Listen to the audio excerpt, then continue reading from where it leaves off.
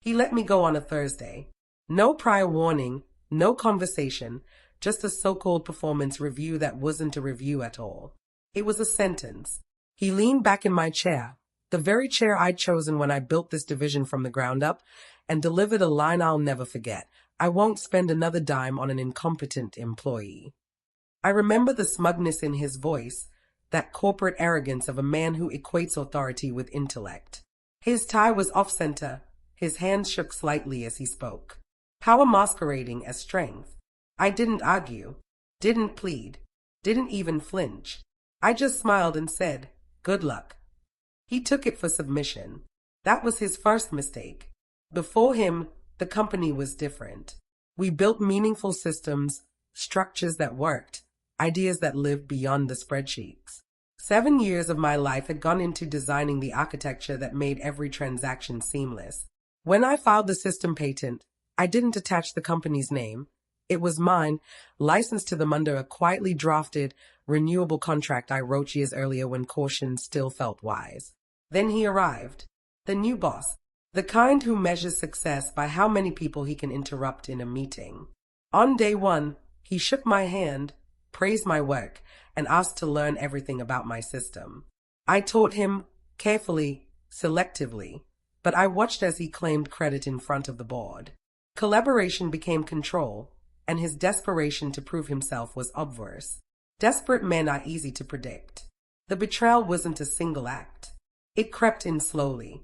Emails I wasn't copied on. Budgets rerouted through him. Meetings moved so I wouldn't attend. Then, one late night, I saw it, a proposal draft on the shared drive. My system, my design, presented as his. That's when trust ended and planning began.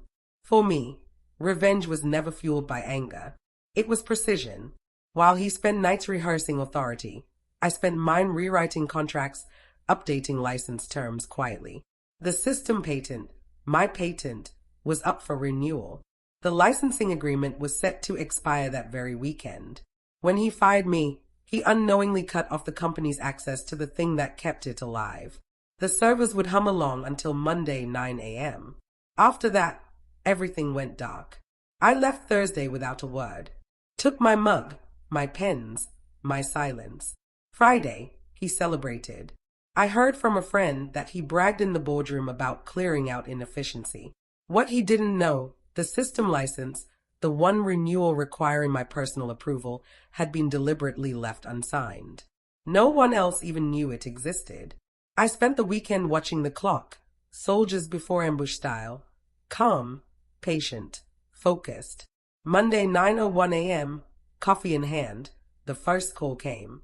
Server crash, database failure, API unresponsive. By 9:15, the entire infrastructure froze. By 9:30, investors were calling.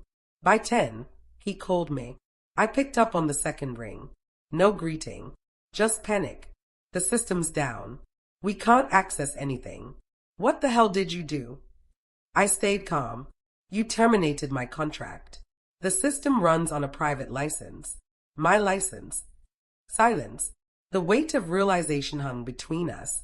He tried threats, lawsuits, legal maneuvers, corporate tantrums. I let him finish, then reminded him, the patent is public record. My name is on it. My terms are binding. You said you wouldn't spend another dime on an incompetent employee. Guess you'll be spending a lot more to replace one. By noon, chaos reigned. Client operations shut down. Press releases issued. Alternatives scrambled. But the system was too deeply embedded. No one else understood its logic. Every transaction, every report, every process carried my signature quietly coded into its core. He tried to erase me, and instead erased himself. I didn't destroy the company. I removed my contribution, the very thing making it function. That's the difference between destruction and justice. One breeds chaos, the other restores balance. 2 weeks later, they called again. Not him. He'd been reassigned, corporate speak for humiliated and discarded. The board wanted renegotiation. Offered double my old salary to consult part-time, under my terms. I accepted, not for the money, but for the satisfaction of returning, watching silence follow me like fear after a storm. He was gone. His empty chair remained, and that was enough. Revenge isn't fueled by rage. It's about remembering, patiently, quietly, waiting for the moment the world hands you the chance. I didn't shout. I didn't fight. I just waited.